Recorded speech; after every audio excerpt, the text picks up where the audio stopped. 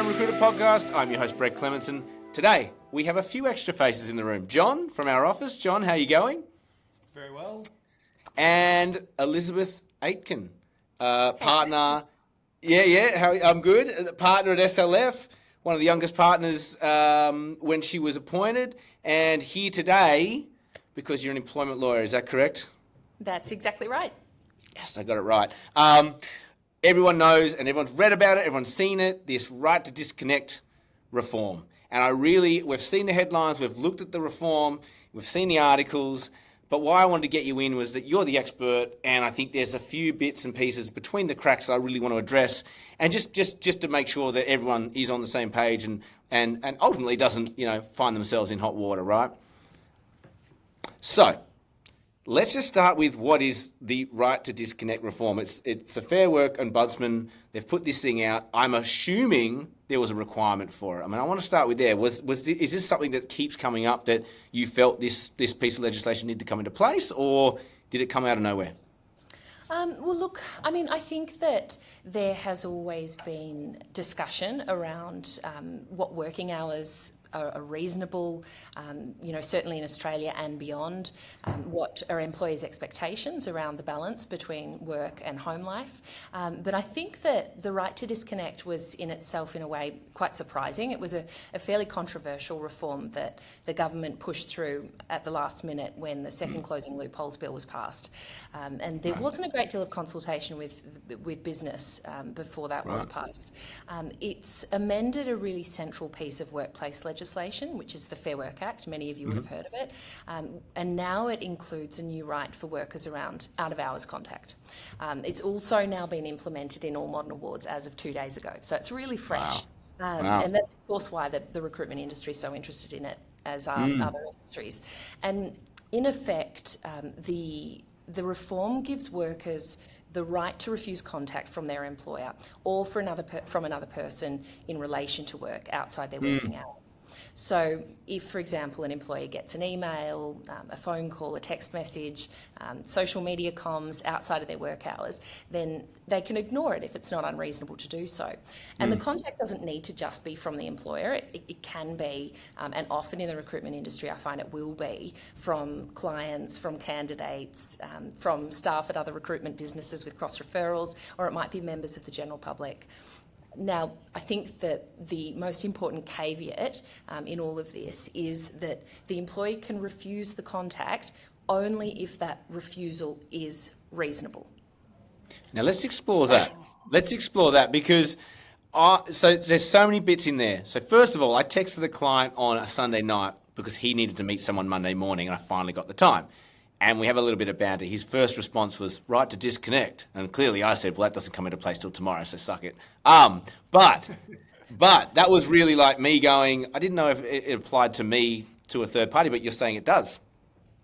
Look, it certainly does apply to a third party. It's not that you would be prohibited yourself in that specific situation you're talking about from contacting the individual. It's more so whether an employer, whether their contact would be considered to be unreasonable such that the individual didn't need to respond. And it really changes across industries and across role types. And there are certain factors that, say, the Commission will look at when it's considering whether an employee's refusal is unreasonable. They think about a whole range of things, like what was the reason for the contact, how that contact was made and how disruptive it is to the employee, how much the employee is compensated or paid extra for being available to perform work during the period that they're contacted, or working additional hours outside their ordinary hours of work. Sorry to cut you off. How does this all get triggered? Like it's not like the ombudsman's going to, how do I say this? Ombudsman. Oh my goodness. It's not like they're going around and checking, right? So what's the trigger? What's the trigger for this to become an issue? Well, I think the employee is the trigger. If the employee thinks that they're facing unreasonable contact out of hours, then they might say, nope, I'm not happy with this. I don't think this is part of my job. It's certainly not in my contract. I'm not being paid enough. My personal circumstances don't make this a reasonable request for me to be in contact at these hours of the day. So I think that really it's kind of like the same, like if you feel like you're getting bullied in the workplace, you go, it's the same kind of, the same avenue you go down to say, hey, my employment is not treating me in the right way. I want you guys to have a look into it for me and see if you guys think this is reasonable or not. Absolutely, yeah. And I think that raising workplace bullying is really relevant here, John, because at a broader level, there are legal obligations that are already in place which would regulate potentially these out-of-hours types of contacts. Just as an example, there's been a lot of discussion recently about psychosocial hazards in workplaces, and psychosocial hazards include things like unreasonable job demands.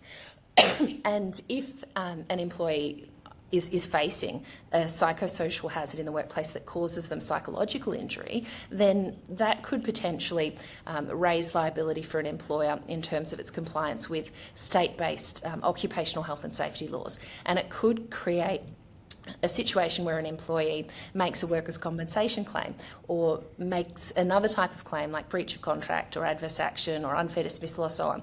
So there's much broader liability here if an employer is contacting employees unreasonably out of hours, or if an employee is facing unreasonable work demands in the course of performing their usual functions. And where can we, let's just say the intention's good, right? I think most people, like when we talk about these things, you're bringing up a lot of negative connotations, a lot of like stressful situations. Obviously, people have felt they're not treated correctly or not being compensated correctly. But let's go to the other side of the spectrum, right? Where most people, I believe, work, with good intent, and that can sometimes get lost.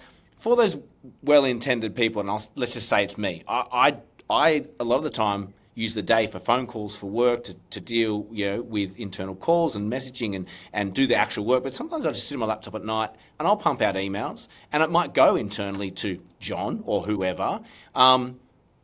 They know that they don't need to respond, but should I have, say, on my signature, a clause that says, hey, like my intent here is to work on my hours. I don't expect you to respond. Like, is that stuff going to help us at all? Is there any room for that sort of thing, or is it a waste of time? What are your thoughts around that? Sorry, That's for a it. second, okay? Just so I don't destroy the whole recording. Sorry, it's getting worse as we go. That's okay. Do you want to get some water? No, that's fine. So look, in answer to that, Brett, I'd say it's a great practice to have a statement on the bottom of your emails to say, look, I like to work this way, but don't feel obliged to reply out of hours.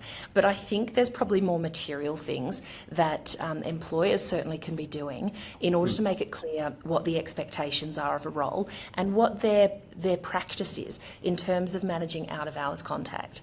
And Right. On that front, I think one of the most important things that an employer can do is to be really clear within an employment contract. For instance, within that contract, are they just providing the ordinary hours of work, for instance, 9 a.m. to 5 p.m, but is there going to be a routine requirement for work to be done outside of those hours? Because if so, that really should be specified clearly in the contract of employment. And if it's not, then, there are additional risks of claims here. For instance, if the remuneration, whether it's in the form of an annualised salary or hourly rates or commission or a mix, does that remuneration take into consideration those reasonable additional hours that they're doing? If it doesn't, then there's not only an issue about whether it's reasonable to work out of hours, but also whether the employee is actually being paid appropriately. So that's one way we like to see an employer approach it, within the contract, being really clear what are the working hours and what is the remuneration paid in satisfaction of. Another very important document that an employer should have in place is the position description that has a clear statement of what the job involves. For instance, is it going to require you to work with candidates at an international level that might require work across time zones? I'd also be considering how the role requirements are impacting an employee personally. If they're the primary caregiver of a child and you're asking them to do a meeting right in the middle of bedtime, then contact at that time of night is going to be really challenging for them to manage. And it could therefore be reasonable for them to insist that they disconnect at that time. So, there is a lot that an employer needs to consider in terms of how they're managing out-of-hours work, which goes well beyond the new legal reform in terms of right to disconnect. What about in terms of like when Brett was saying before about people who have the right intention as employers and they're contacting their staff, but like, do you need to keep saying to your employees, I'm not expecting you to respond? Like, should that just be your like default, you're saying this, and then by extension, like say if you're part of an international company and when you've got people sending emails around the international network, should there be something that's saying, like, we've said in your employment contract you're not meant to be responding, and I'm just reiterating you're not meant to be responding to this, and you can respond to it back at work hours tomorrow, kind of thing? Do we need to keep reiterating this? So just in answer to your question, John, I think lots of businesses are implementing out-of-hours contact policies, and that I have seen to be a really useful tool to set the expectations that suit the workplace and the roles that are active within the business. But beyond that, I think that it's incumbent on businesses to continue to have those open discussions with staff members, because this can really help to minimise the friction if people aren't aligned in terms of role expectations. So, what are the business's positions on things like when the employee may be expected to monitor or to read or respond to contact out of hours? What are the preferred out-of-hours contact channels? Would they prefer a text message or an email or a phone call? What are the pay and conditions that might relate to that type of out-of-hours contact? Are they specifically paying certain amounts to compensate for work, say over the weekend, if somebody has a particular project that they need to work on that's going to cause them to be doing work on a Saturday night or late one evening because somebody's in a different time zone? And who needs to be aware of the out-of-hours contact arrangements? So, for instance, how's it being communicated within a team to say, look, Liz is going to be working over her period of annual leave. She wants to be contacted between 12 o'clock and 2 o'clock in the afternoon. That works well for her. Make sure you text her first so that she can make herself available. Things like that can really assist in terms of managing the expectations of workers and helping them not to feel excessive pressure from an employer when they are required to work those additional hours. So on a few questions coming out of that, this information's gold, by the way. This is what I'm not seeing in the Fin Review. It's different to what I expected, to be honest. No, it's good. Yeah. In terms of making contact, text, email, phone, Teams, like whatever, is it different weighting to the style of communication, or we're not sure yet? Sorry, is it different what, Brett? What was that? Are there different weightings? So if I emailed you or if I called your home, is that going to have a different weighting of intrusiveness at the work? Yeah. That's a great question, because one of the specific factors that the Commission considers is how disruptive that is to somebody's life when the contact is made and when they're assessing what is reasonable. So, if someone calls on your home phone line, I'm not sure anybody's still got one of those, but you can imagine that would be a lot more invasive into somebody's personal time. And employees these days are certainly much more sensitive to that. The world is so busy and our roles don't seem to ever end, do they? Especially not the recruitment space. Like, you're always pushing yourselves to be available to candidates and to clients to find that perfect fit for them. And it can really encourage us to be making ourselves too available out of hours and not having sort of fixed hours of work. And that is a real drain on people personally. So I think, if we're considering, well, how can I minimise this disruption to somebody's life so that the contact, which I otherwise consider to be reasonable for the performance of the role, has as minimal impact on that individual as it possibly can. Yeah. Would it be best if I send them a Teams so I know that they're going to be logging in at 8 o'clock to check, to see what's happened in the Teams stream?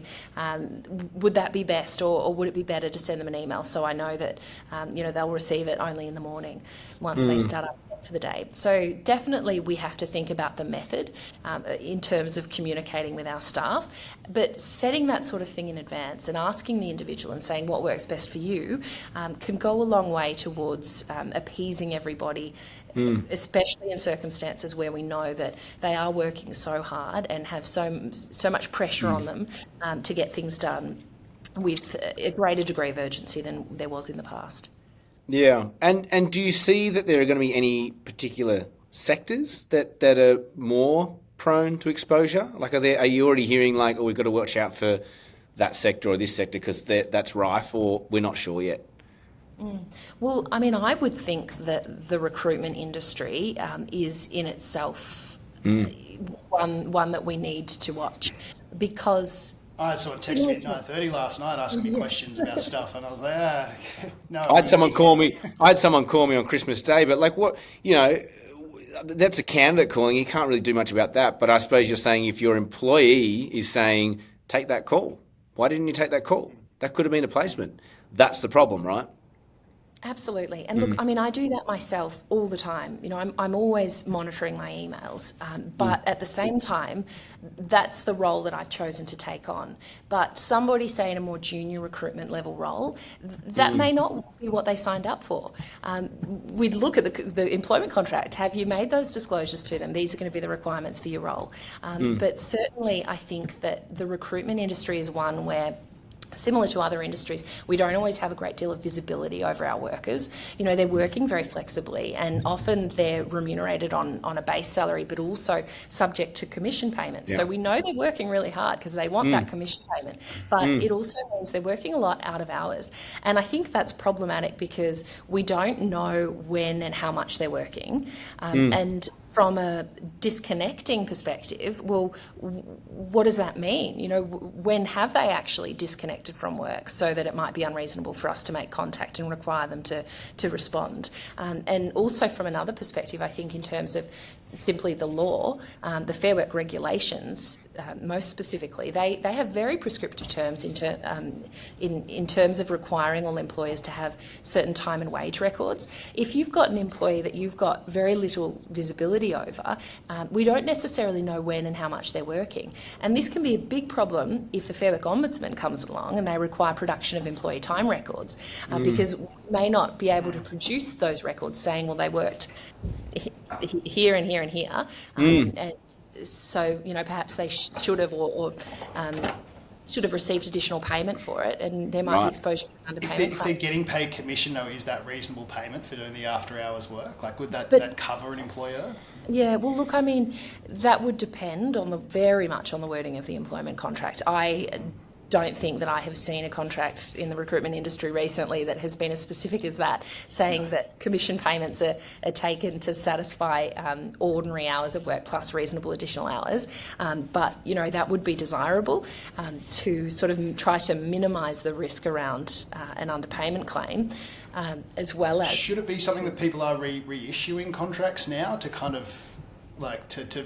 basically reissuing new contracts with these new things in place to kind of say this is what the new law reforms are, so therefore we need to make sure we're covering this in our employment contracts with our staff and rewriting all their contracts? Yeah, well, I mean, there has been significant change over the past few years which impacts on employment contracts.